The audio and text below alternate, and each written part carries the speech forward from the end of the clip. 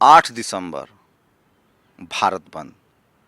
पिछले 2014 के बाद से आप देखें तो इस देश में आंदोलन की जो परंपरा थी वो खत्म हो रही है।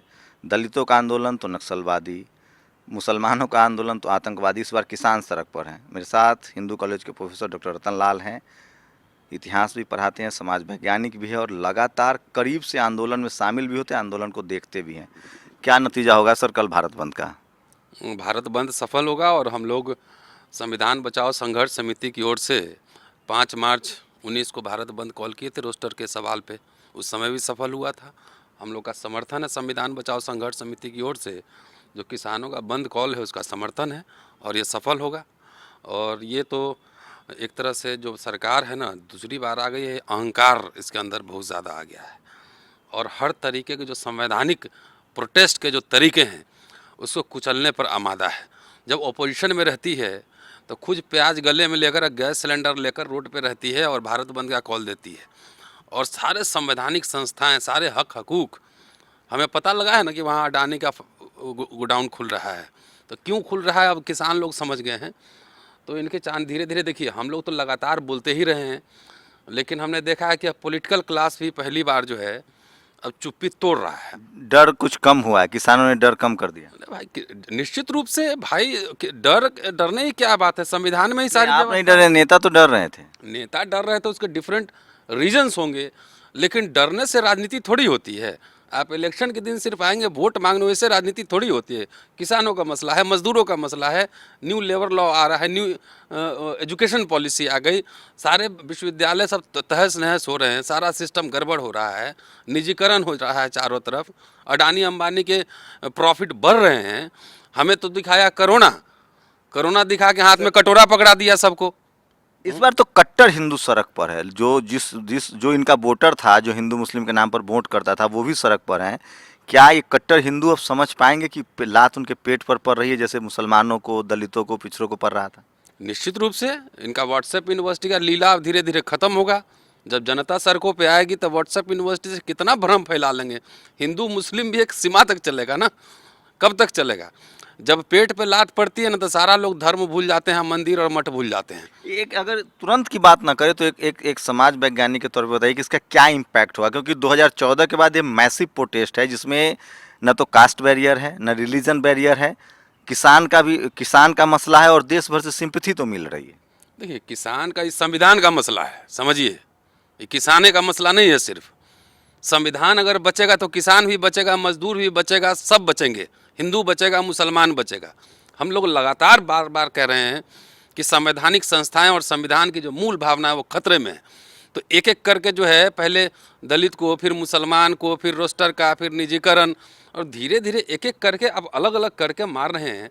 तो धीरे धीरे लोगों को ये बात समझ में आ रही है ना। ये सब आपको देखने में भले रोहित बुमुला अलग दिख रहा होगा, अखलाक अलग दिख रहा होगा, किसान अलग दिख रहा होगा देखने में, लेकिन एक ही घटनाक्रम के, एक ही दर्शन के ऑफशूट सब हैं, एक ही फिलॉसफी से आता है। और फिलॉसफी ये है कि इस देश को पूंजीपतियों के हवाले कर दो, संविधान बदल के मनुस्मृति का कानून लागू कर दो। प्लान बीजेपी के पास भी तो होगा ना सर, कोई प्लान भी? आपको क्या लगता है बीजेपी के पास अब क्या क्या विकल्प बच सकते हैं, वो क्या क्या कर सकती है? जनता जब अपने पे आती है ना तो बड़े बड़े तानाशाह उखड़ जाते हैं। ये हमने देखा है ना दुनिया के इतिहास में, हिटलर भी गया, तो बड़े बड़े तानाशाह उखड़ जाते हैं। अभी तो इमीडिएटली इनको फेस सेविंग करना है, तभी किसानों की जो मांगे उनको मान ले, और मानना पड़ेगा उनको, क्योंकि धीरे धीरे ये माहौल जो है, ये चाहते हैं कि पूरे भारत में लोग सड़क पे आ जाए। कहीं रोजगार नहीं, कहाँ है रोजगार?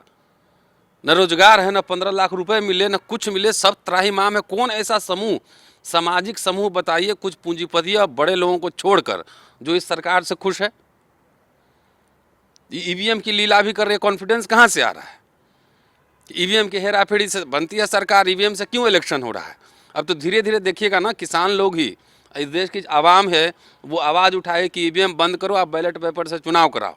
और जब जनता बोलना शुरू करेगी तो नेता भी बोलेंगे। हम लोग लगातार संविधान बचाओ संघर्ष समिति के बैनर पे आपने देखा कितने हमने प्रोटेस्ट किए हैं, कितनी सभाएं की हैं कि ईवीएम जो है जन विरोधी है। जब मशीन से कभी भी हेराफेरी हो सकता है, तो ये समझ लीजिए। अब वहाँ से हमने कई वीडियोज़ देखे हैं, किसान भी अब ईवीएम पे सवाल उठा रहे हैं। तो ईवीएम पे उठा रहे हैं अगर, तो ये समझिए कि सरकार कब तक, ये तानाशाही ऐसे चलता नहीं है, जो बोलेगा उसको जेल में डाल देंगे। जो बोलेगा उसको बंद कर देंगे। मनमोहन सिंह का जो दूसरा दौर था और जो लास्ट साल में उनके साथ हुआ, आंदोलन हुए, सरकार बदली, क्या उस तरह से इसे देखा जा सकता है या अभी जल्दबाजी होगी? अभी तो देखिए जल्दबाजी है, क्योंकि अभी सरकार 24 में इलेक्शन है, लोकसभा का चुनाव, अभी जल्दीबाजी है। लेकिन मुझे लगता है अगर सरकार संवैधानिक तरीके से जनता के हित में अगर काम नहीं करेगी तो इनके खिलाफ आंदोलन चल भी रहे हैं। हम लोग लगातार आंदोलन में थे ही 5-6 साल से, और उसके पहले जो मनमोहन जी की सरकार थी उसमें भी आंदोलन में थे हम लोग। तो हम लोग तो हमारा काम है समय के जलते हुए जो प्रश्न हैं उसको क्वेश्चन करना, उसको उठाना। हम तो ना चंदा ले रहे हैं ना वोट ले लेके, एक इंटेलेक्चुअल होने के नाते, एक पढ़े लिखे व्यक्ति होने के नाते कम से कम कहाँ समस्या है सरकार की समीक्षा करना भी हमारा काम है। संविधान जब खतरे में लग रहा है हमें, तो संविधान खतरे में है। और ये इम्प्रेशन धीरे धीरे सारे सामाजिक समूह के बीच, देखिए संविधान है तभी ना महिला को भी अधिकार है, किसान को भी अधिकार और तमाम अधिकार मिले हुए। जब संविधान ही लुट जाएगा तो किसके अधिकार बचेंगे? सब अडानी अंबानी के मजदूर बन के काम करेंगे। जितने छोटे छोटे जो पूंजीपति हैं, जो व्यवसायी हैं, वो सब अडानी अंबानी के यहाँ नौकरी करेंगे। तो ये तो समय आ गया कि देश में पूरा जो इतनी बड़ी बड़ी कंपनीज हैं जो कि जनता के पैसा से जो इतना बड़ा बना है, पैसा कमाया है, उन सब का तो राष्ट्रीयकरण का ऐलान कर देना चाहिए देश में नेताओं को। मोदी को मास्टरमाइंड कहा जाता है, मीडिया भी उनके साथ है, इस डेंट को वो झेल पाएंगे? एक आखिरी कमेंट। देखिए इनको देश के डेमोक्रेटिक वैल्यूज़ में विश्वास नहीं था। मनमोहन सिंह सरकार में भी प्रोटेस्ट होता था तो लोग मिलते थे, बात करते थे। यहाँ तो इनकी आस्था संविधान में है ही नहीं। सारी संवैधानिक संस्थाएं एक तरह से पॉलिटिकल पार्टी के रूप में कन्वर्ट हो गई, ऑफिस के रूप में कन्वर्ट हो गई।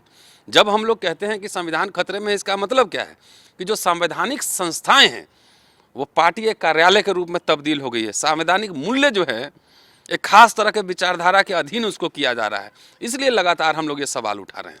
कल 8 दिसंबर है, कल का दिन बहुत अहम है। अगर कर का आंदोलन सफल होता है तो सरकार घुटनों पर आएगी, नहीं तो हो सकता है, क्योंकि जो बीजेपी आरएसएस है और जो सरकार है उसके पास तंत्र बड़ा होता है। देखते हैं मोदी के तंत्र से किसान निपट पाते हैं या किसानों को सड़क पर रहने के लिए और लंबा मजबूर होना पड़ता है। कैमरामैन तारादत्त के साथ शंभू कुमार सिंह, नेशनल दस्तक, दिल्ली।